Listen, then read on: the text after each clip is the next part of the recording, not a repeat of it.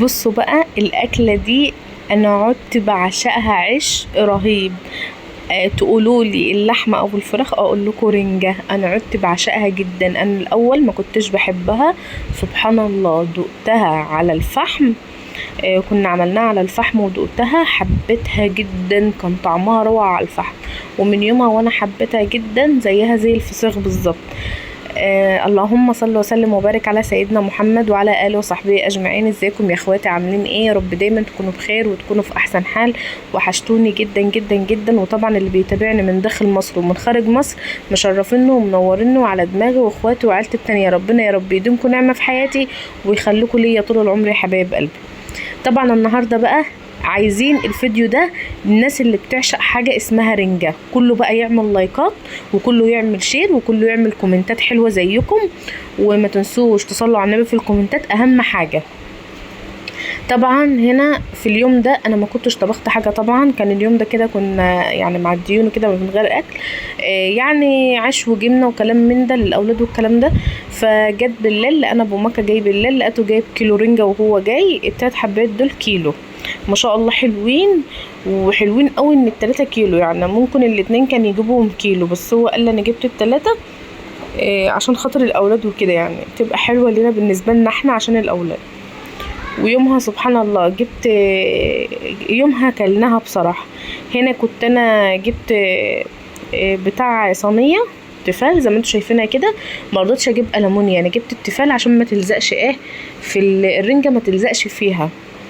في ناس بقى بتسيخها على النار كده وتفضل ماسكاها رايحه جايه كده على النار. انا ما حبيتش اعمل كده خالص. انا قلت ايه، انا هحطها في الصينيه وهسيبها وهوط عليها تتعمل براحتها خالص، مش مستعجلين. هنا بقى جبت خيار، غسلت خيار وقطعته. وهنا قطعت طماطم طرنشات برضو. وهنا هقطع 4 ليمونات. وابو مكا كان جايب كيس شيبسي فضيته. هي بصوا الاكله دي في منتهى الجمال وانا بحبها جدا جدا لدرجه ما تتخيلوهاش. انا الاول بصراحه ما كنتش بحب الرنجه نهائي، ولا كنت بحب اشم ريحتها، وكنت بقرف منها موت. سبحان الله عدت بحبها جدا من يوم ما دقتها على الفحم، وانا حبيتها من يومها وانا كلتها. وطبعا اللي معانا لحد هنا ما ينساش يصلي على النبي في الكومنتات اخواتي وحبايبي، ونحط لايكات. اللي بيحب الرنجة اين عشاق الرنجة يظهروا في الفيديو حالا، واكتبوا لي كومنتات حلوه يا حبايب قلبي تفرح قلبي وتفرح قلوبكم.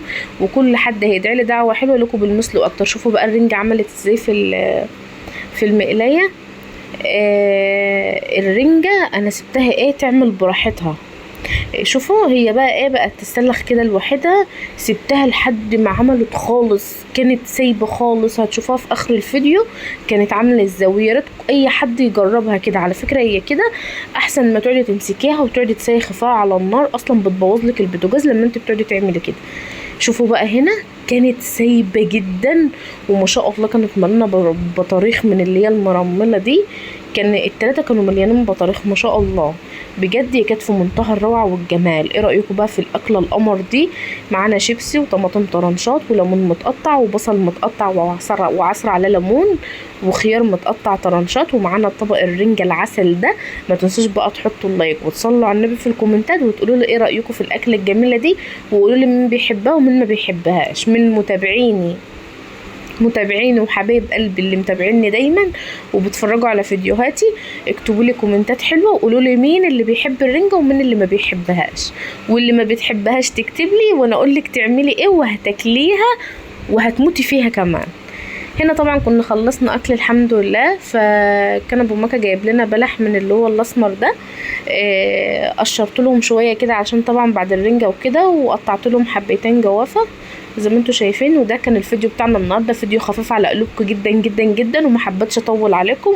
ويا رب الفيديو يعجبكم ويكون عند حسن ظنكم. ما تنسوش تحطوا لايك، تشتركوا في القناه، تفعلوا زر الجرس عشان يوصلكم كل جديد. ويا رب اكون عند حسن ظنكم، ويا رب الفيديوهات تعجبكم. باي.